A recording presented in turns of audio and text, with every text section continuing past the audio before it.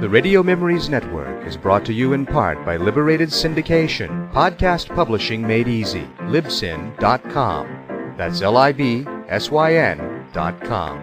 Welcome to the Old Time Radio Network Suspense Stories. Are you ready for a thriller, chiller, or the macabre? We invite you to enjoy stories that will keep you in suspense. We now go back to the early days of radio and our imaginations with our featured suspense presentation.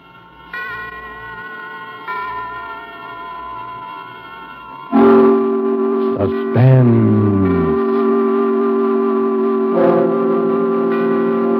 This is the Man in Black, here again to introduce Columbia's program, Suspense.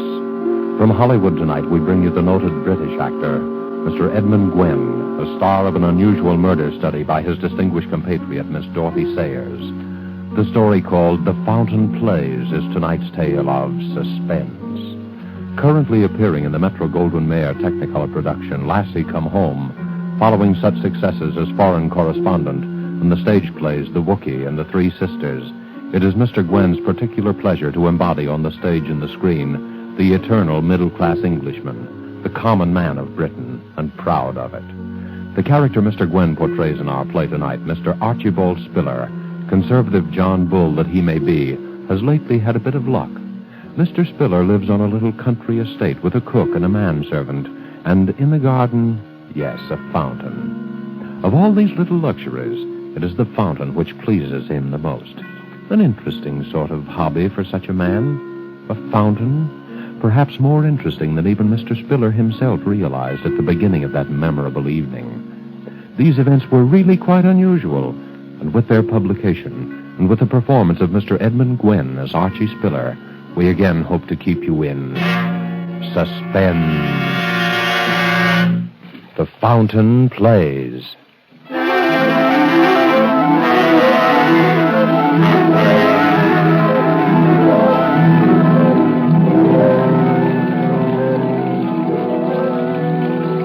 Now then, Mr. Spiller, what about it? Now, have a care of the fountain, Sam. Get wet if you stand too close. Fountain, you and your blasted fountain, wasting your money on a doodad. Oh, not expensive, Sam. It's very ingenious, really. Uses the same water over and over again, you see? Don't try and put me off. What about it? Well, I told you I'd talk to you about it later this evening. Later. Well, I want to talk about it now. I want a straight answer to my question, I've given Mr. you an Spiller. answer. You've given me nothing but bluff and bluster. Do I get it or don't I? That's what I want to know. And if I don't... Please. My guests are arriving. I'll talk to you tonight. You'd better talk straight, too. It'll be your last chance, my lad. Hello there, everybody. They're just in time for a cocktail. Come in. Master said we'd find you here, Daddy. I hope we're not interrupting. Certainly not. You know Mr. Gooch, don't you, my dear? Of course. And this is my neighbor, Mrs. Digby, Mr. Gooch. How do you do, Mr. Goose? And Ronald Proudfoot, my daughter's fiancé. How do you do, sir? How did you? Do help yourselves, everybody. You'll find all the fixings right there on the stone settee. Betty, you play hostess, will you, dear? All right, Daddy. I'll take mine neat. I was just showing Mr. Gooch the wonders of my little fountain. Oh, Daddy, you do make such a fuss over that fountain. Oh, well, even so, I always say that there's nothing quite like a bit of ornamental water to set a place off. Sort of like the Versailles Gardens, what? Oh, it's really lovely, Mr. Spiller. And so secluded with the rhododendrons and the lilac hedge all around. Ah, you like that, eh? Oh, I was thinking of cutting out some of these lilacs. Oh, I wouldn't. Well, to make a vista, so to speak. You can't even see it from the house with these bushes on all four sides. Well, now, perhaps that might add something. But if you like the lilacs, Mrs. Digby, the lilacs shall stay. Oh, Mr. Spiller.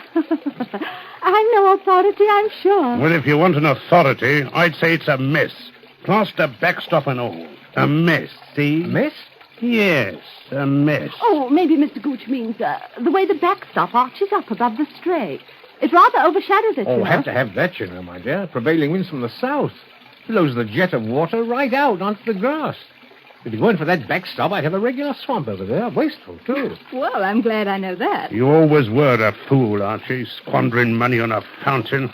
Oh, no, indeed. It uses the same water over and over again. Like the ones in Trafalgar Square, you know. It's most ingenious, really. Why, isn't that a wonderful idea? Well, I have to be careful, of course, even so. I turn it off every night to save leakage and waste and so on. Same old Spiller. A proper miser, if ever there was one. Oh, I say now. Mr. Spiller, sir. Yeah? The dinner is served. Huh? Oh, thank you, Master, thank you. Well, what do you say? Everybody ready for a bit of dinner, hey? We go in then, shall we? Come on, let's go in there. I got it. You can get some...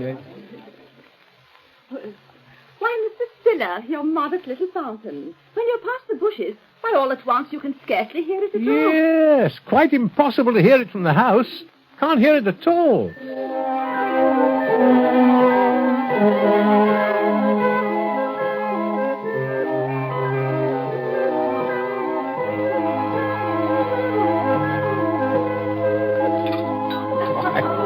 Another glass of port. Won't you have one, eh? What is it, Masters?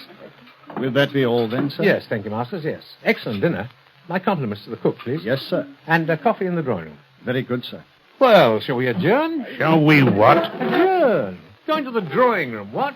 Quite a toff you've become, eh, Archie? Big change from the old days. Adjourn to the drawing room. Yeah. Yes. Well, we'll all have a spot of coffee now, eh? Coffee?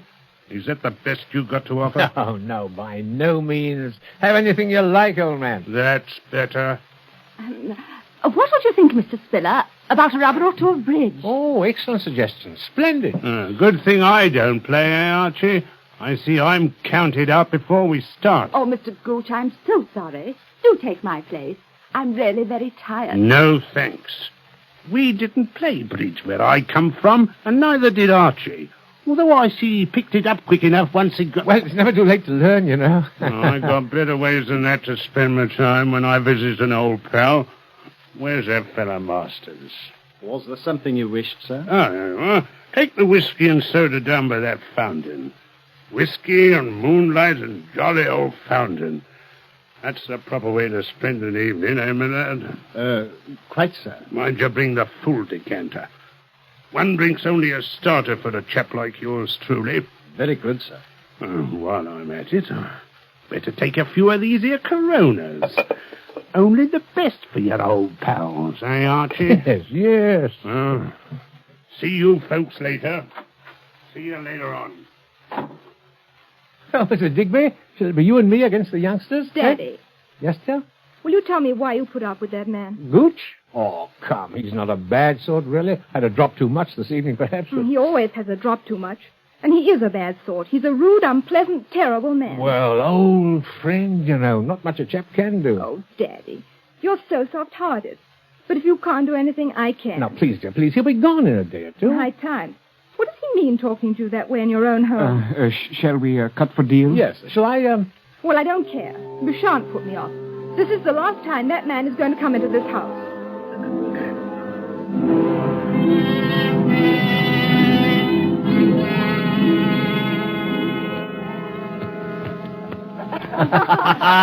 There you are, game and rubber. I guess you old folks aren't so slow after all, eh, partner? Now, don't get Daddy all puffed up. You did have all the cards. Oh, not a bit of it. Jolly well played, sir. Play one more? Oh, I'm afraid not. I don't want to put a damper on the party, but it's 10:30. My word, so it is. Last hour or so passed in no time. Oh, that's probably because we were spared the company of the charming Mr. Gooch. Oh, wonder where he is. I could guess. He said he was going out by the fountain. Dead to the world, that's what he is. Why, Betty. Oh, from drink, silly. Oh, of course. Well, I'm not superstitious, you know, but... Oh, Gooch will take care of himself, I dare say. Well, Mrs. Digby, if you really must... I'm afraid I really Well, must. then perhaps I can see you home. Well, if it wouldn't be Oh, inconvenient. not a bit of it. It's a pleasure I've been looking forward to all the evening.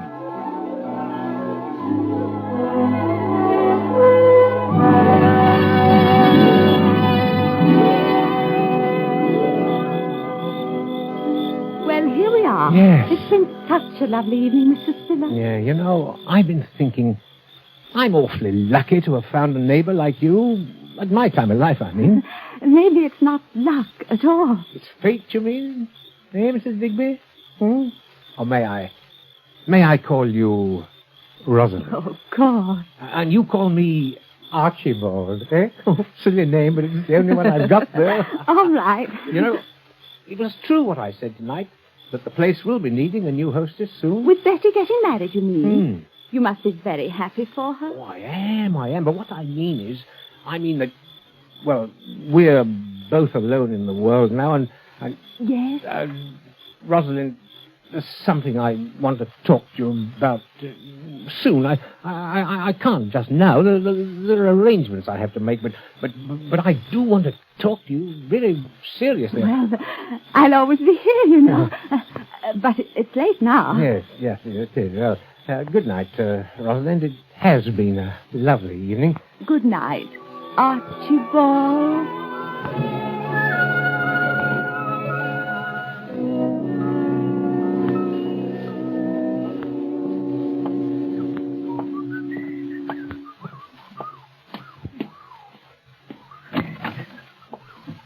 Hello, Masters. Tell me, where's everybody? Mr. Ronald left 5 or 10 minutes since, sir, and Miss Elizabeth has retired. Oh.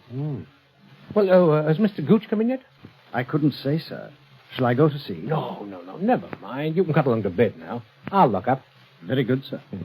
Oh, by the way, Masters, is the fountain turned off? Yes, sir. I turned it off myself at 10:30, seeing you were engaged. Oh, fine. Well, good night, Masters. Good night, sir.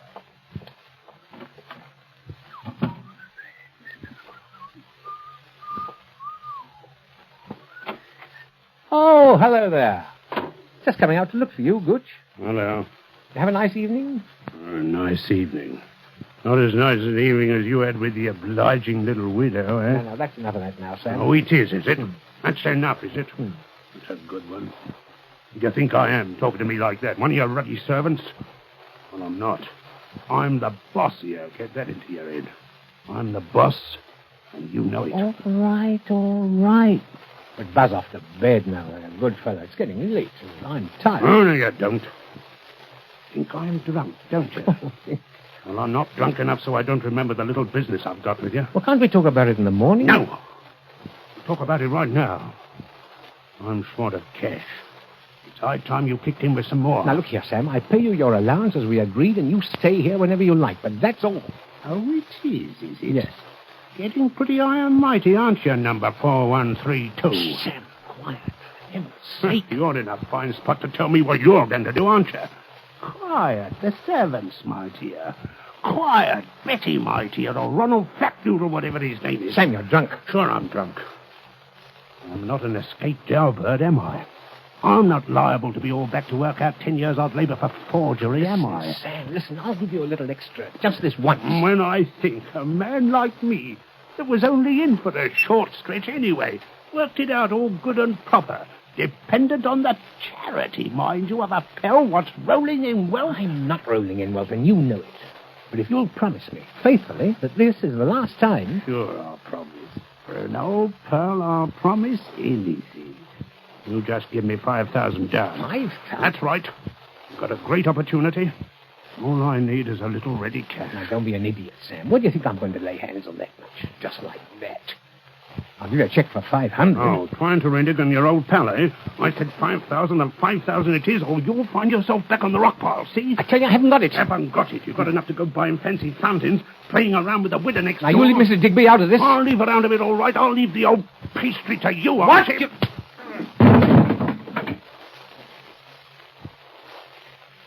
I told you that was enough of that, and I meant it. Now pull yourself together and go to bed. Go on. I'll talk to you in the morning. You hear me, Sam? Sam. Yeah, come on. I didn't hit you that hard, you know. Go on, get up on your feet now, Sam. Go on. Sam. Sam.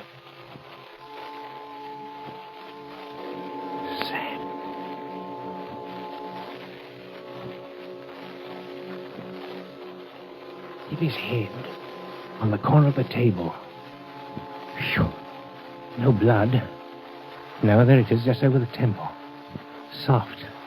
Spongy. Mr. Gooch's fall had made quite a racket, too. Somebody must have heard it. They'd be calling out in a moment. Footsteps coming down to find out what's the matter. Have to think fast.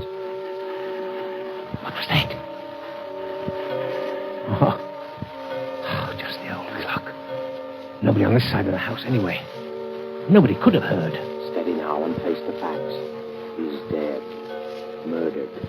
Oh, it didn't feel like murder, but the police won't care about that. First off, they'll take fingerprints, and then... If I could make him suspect somebody else. confuse them. An alibi. Yes, that's what's needed. An alibi. Make it seem he was alive when he was already dead. Yes. Yes, how do they do it in the stories? You dress up like a dead man and impersonate him. No, you imitate him, speaking over the phone, or... No, you make a gramophone record of his voice, or you forge a letter. Oh, no, forgery. No, I don't want to get mixed up in that old game again. No. Oh, wait a minute, though. The time. The time. Earlier, not later. Say 10:30, while everyone was playing bridge.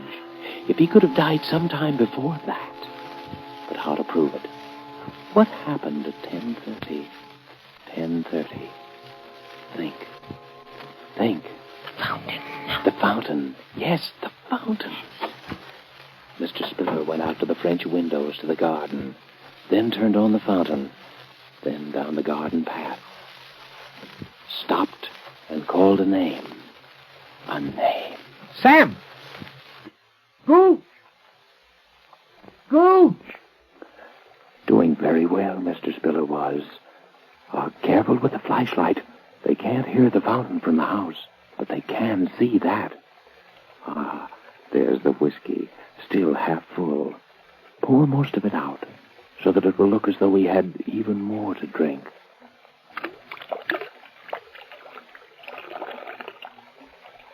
Now back to the house. That'll do. Now back into the house. Looked for him and didn't find him. It was dark. The moon had gone down.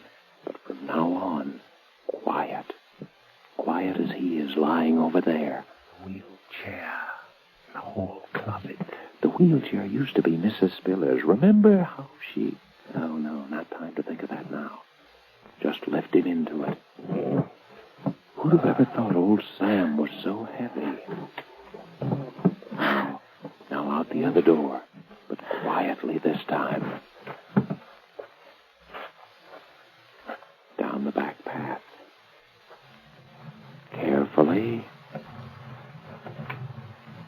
Feel like running.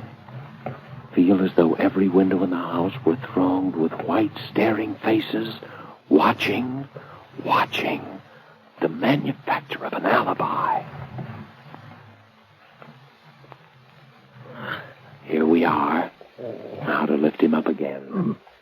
There. Lay him down on the edge of it. One hand in the water. The bruise on his head right up against the stone corner of the basin. There.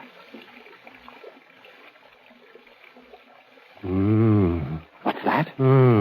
He's alive. Gooch is alive. After all that trouble, after committing practically the perfect crime, he's alive.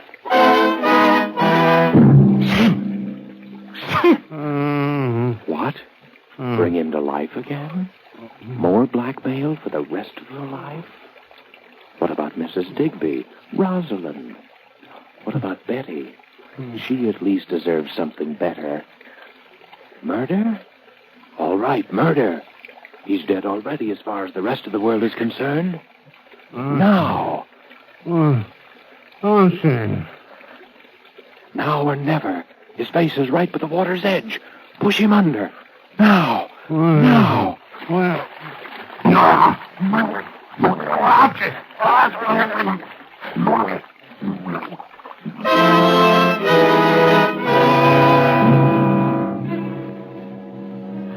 And so it's done.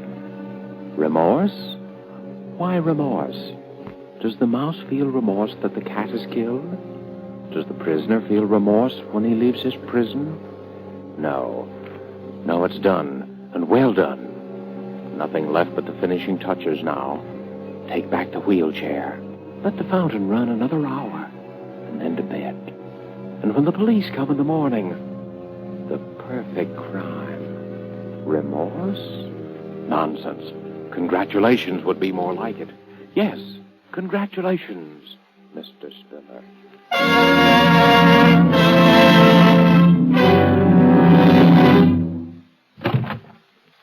Inspector Frampton, sir. Eh? Oh, yes. Come in, Inspector. Come in. I hate to trouble you, Mr. Spiller. Regulations, you know. Of course. Everyone here who was present the night of that is, last night. Yes, Inspector, yes. It's Mrs. Digby, my neighbor, my daughter Elizabeth, her fiancé, Mr. Ronald Proudfoot, and the servants, of course. Excellent. Well, now, if you'll all bear with me, I have to ask you all a few questions, you know. But, Inspector, it wasn't... That's what we have to find out. You know, there was a blow on the head. Oh. Now, as I understand it, the deceased was last seen alive at about 8:30, just after dinner. Let me see. You were the last to see him, eh, my man? Yes, sir. I believe so, sir. You took the whiskey and soda down to the fountain in the garden and left it there with Mr. Gooch. And that was the last time he was seen alive by any of you, eh? Yes. Yes, The four of you then played cards, I believe. Yes. Until what time? Oh, about 10:30. And no one left the room during those 2 hours? No. Then, Mr. Spiller, you accompanied Mrs. Digby to her home. Yes. Is that correct, Mrs. Digby? Yes, Inspector. Now, when you returned, you were met in the hall by Masters. Yeah. Now, what time was that, Masters? About 10:45, sir. And Mr. Spiller at that time inquired after Mr. Gooch? Yes, sir. He asked if I had seen him, and as I had not, he suggested I might retire, that he himself would lock the house. And the others had all left? Yes, sir. That is to say, Mr. Ronald had left. I heard him drive off in his car, and Miss Elizabeth had retired. Then you were alone in the downstairs part of the house. Is that so, Mr. Spiller? Yes. You tell me, please, what you did then? Well, I was worried about Gooch. He'd been drinking quite a lot, and so I went to look for him. Went down to the end of the garden by the fountain. You didn't go through the lilac hedge to the fountain? No, it was dark by then. I couldn't see. I called Gooch several times. Did anyone hear Mr. Spiller call? Oh, I did, sir. I was half asleep, as you might say. But I did hear Mr. Spiller call out. And then what did you do, Mr. Spiller? I came back into the house. Sat up in the library, read for a while, and about 1 o'clock I went to bed. Now, this is very important. Who turned off the fountain? I did, sir. At what time? At 10:30, sir. You're quite sure of that? Yes, sir. It was the usual time. I see. And no one would have turned it on again, of course. I can't think why, sir. Well, I think that makes everything very clear, Mr. Spiller. Yes. When the body was found, it was still wet from the spray of the fountain. Therefore, death must have occurred sometime before the fountain was turned off at 10:30. And as all of you here were occupied till then, from the time the deceased was last seen alive... An accident, of course. I said so from the beginning. Well, might have been either, you know. There had been a blow, and there was water in the lungs. And the man apparently fell due to his intoxicated condition, struck his head, falling into the water, from which he was unable to rescue himself. Well, seems the obvious conclusion, doesn't it? Poor fellow. Well, thanks, everyone. I don't think we shall have to trouble you again, Mr. Spiller. Well, I hope not. And thank you, Inspector.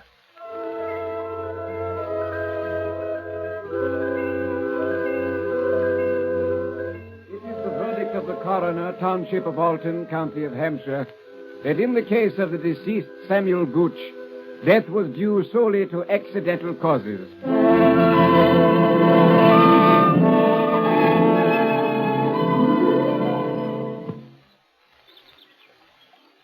Oh, Daddy, I'm so glad. I was afraid for a while. Oh, there was nothing to be afraid of, dear. Poor old Gooch just lost his footing and fell, that's all. I know. I was afraid of him. Of him? I know it was silly, but he was so strange. I thought he had some sort of hold over you. Oh, nonsense. Darling, just an old friend. And I'm a sentimental old fool. You're an old dear. Oh. But I've got to run now. What, off at Ronald? Uh-huh. Daddy, are you going to be awfully lonely when I've gone? Oh, you know I'll miss you. Maybe Mrs. Digby. No, my girl. Oh, she's such a darling. She is rather nice, isn't she? In fact, I thought I might pop over to see her this afternoon, as long as you're going to be out. Daddy, I knew it. I won't keep you another second. I'll go over to dinner. Well, perhaps I shall. You'll be on time, though. I will. Bye. Bye.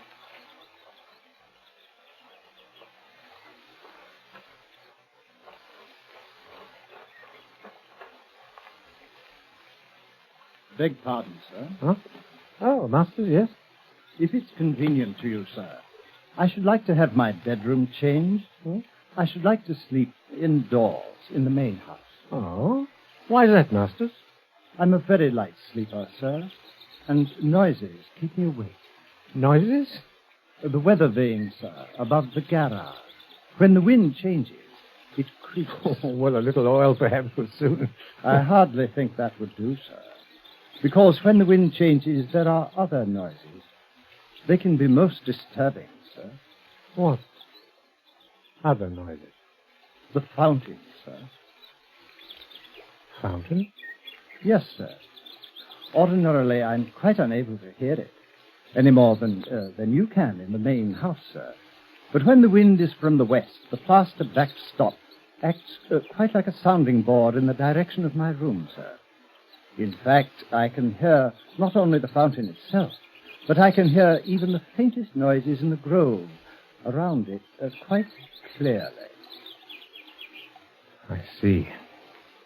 Quite, sir. For instance, on the night Mr. Gooch sustained his unfortunate accident, the wind changed a little after 11.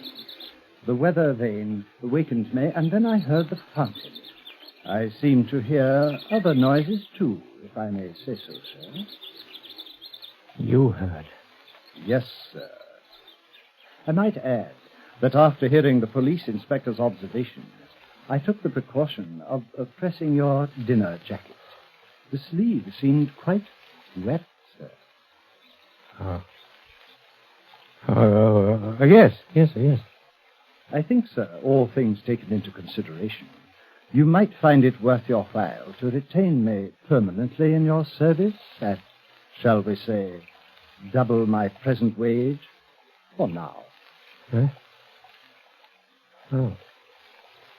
Oh, yes, of course. I'm very much obliged to you, sir. Is there anything else, sir? No, nothing else. I'm going to sit here by the fountain. Very ingenious. The fountain? Yes. Most ingenious, my fountain. Costs so little to run because it uses the same water over and over again. Over and over again. Over and over again.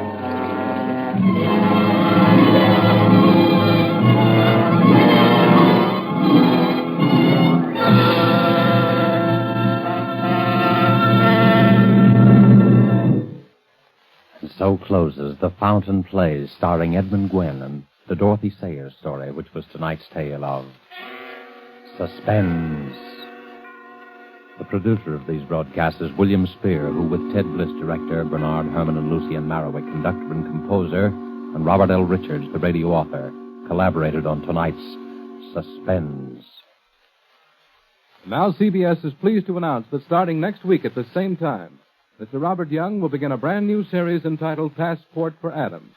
Passport for Adams will bring you each week the adventures of an American newspaper reporter among the people of the United Nations. Next week's broadcast will be written and directed by Norman Corwin, with music by Bernard Herrmann, and the star, as we've said, will be Robert Young. This is your narrator, the Man in Black, who invites you to be with us for Suspense 1 week from Saturday at 7:30 to 8 Eastern War Time, and from 8 to 8:30 Pacific War Time, when, with Miss Agnes Moorehead, and with a repeat performance by popular request of the play called Sorry, Wrong Number, we again hope to keep you in suspense. This is CBS, the Columbia Broadcasting System.